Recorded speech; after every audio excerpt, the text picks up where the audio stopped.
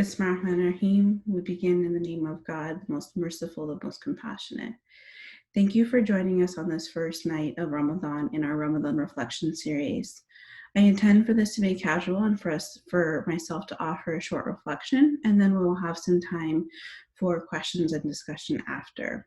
I will be recording the reflection portion of this, and I ask that you keep your mics on mute during this time. Jazakallah khair. Tonight, I will be sharing a few thoughts on preparing for Ramadan in the midst of coronavirus. So let's get started. This year, Ramadan is going to be different for many. We will not have the same kinds of nightly or weekly communal gatherings and programs. We may be farther away from our families and people that we usually come together with during this holy month. This kind of adjustment may come with feelings of sadness and loss. These are completely normal feelings, and we should be able to provide space for them while also creating space for some of the new feelings and experiences that we may have this Ramadan, including the excitement that we may feel. I would like to take the next few minutes to share a few thoughts about how I am mentally and spiritually preparing for Ramadan. First and foremost, these are reminders for myself more than anyone else, inshallah. One of my favorite parts about Ramadan is that it has always been a time for me to stop and reset. It often comes at times in my life that feel really busy or really chaotic, and it's precisely at those moments where I can welcome Ramadan in and allow it to be a time of reflection and pause.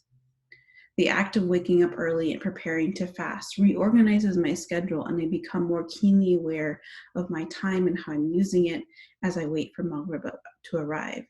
The joke is that every Muslim knows exactly when Maghrib is, down to the second during Ramadan. I find that I often take extra moments to sit, pray, and make dua, or simply sit and reflect that I don't do in a normal day. The transition these past few weeks into the various stages of physical distancing and quarantine have required a lot of rapid adjustment. We have had to navigate the physical boundaries of space and time to find a new schedule. One of my biggest challenges in all of this has been creating a routine and schedule to mentally separate different aspects of my life, like work and home, so that every day doesn't feel like the same. I think about the start of Ramadan tomorrow, inshallah, and I reflect on the schedule that it can provide. In the ways that it added some structure to my life on those really busy days, this is an opportunity to rethink about the ways I'm engaging with my time. It may be a similar combination of activities that I am now doing, but it has a new framework and one that I hope to carry beyond Ramadan. I always chuckle at the thought of whenever I miss lunch on accident during a normal day, I tend to get grumpy or even hangry. But in Ramadan, it's easier to make it through the day of fasting that are often longer periods than forgetting lunch. The primary difference is the intention behind the fasting.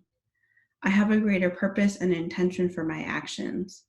And I want to take this example as a model for how I will approach Ramadan with intention. Now I ask myself, what are my intentions for Ramadan, and how am I going to shift my perspective on these activities that I'm doing, whether they are spiritual or mundane, so that I can benefit from them? We are reminded of the hadith in which the Prophet Muhammad ﷺ said, actions are according to intentions and everyone will get what is intended.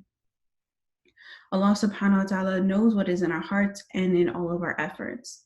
Allah subhanahu wa ta'ala does not ask for perfection from us, but asks for sincerity, that we try our best, but not the best of anyone else. As we think about the activities and goals we want to set for ourselves this month, here are a few questions we can ponder. What are the practices and rituals that I want to engage with a little bit more deeply or personally? How might I be able to reframe my use of time in ways that I have not been able to in the past because of the kind of time that I have now? It can be easy to think that with all this extra time spent at home, there is more time for more practices and more rituals. This may be the case for some, but not others. For some, this quarantine has brought upon extra or new stresses and challenges, and the thought of doing extra worship this month is overwhelming.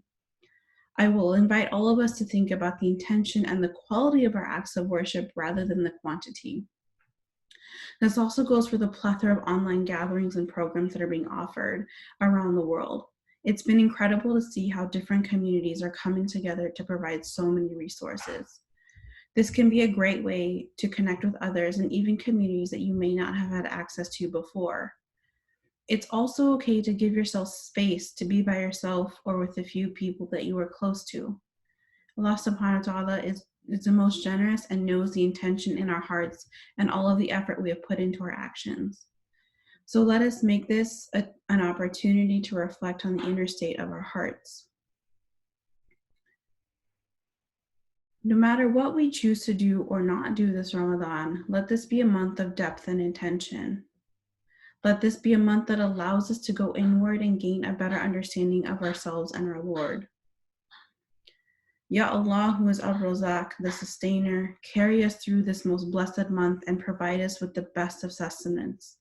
Ya Allah, who is Al-Bari, the maker of order, allow us to find peace and tranquility within this month, especially in light of all the disorder that seems to surround us.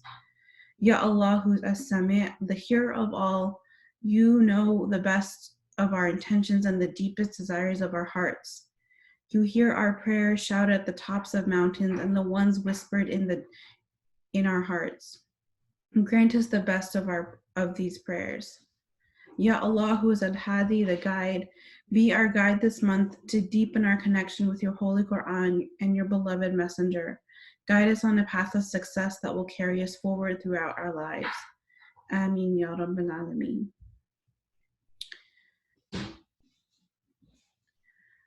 Jazakallah khair for joining me this evening. Before I open up for discussion, I just wanted to remind us all of a few practical things as you are navigating your classes and assignments with Ramadan and Eid.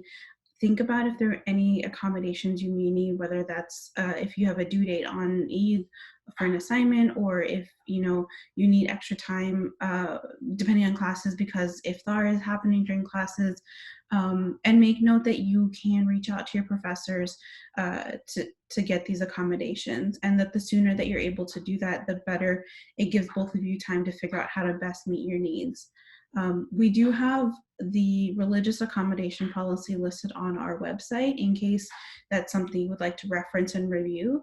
You can find it under the Holy Days tab under the resources section. Please also feel free to reach out to me if you need any support contacting your professors, and let me know how I can best support you. Thank you again for joining me. Inshallah, we will come together again next week at 6:45 p.m. For another reflection. I'm going to end the recording now before we start our discussion. If you would like to share any thoughts or questions, you can write in the chat and unmute yourself.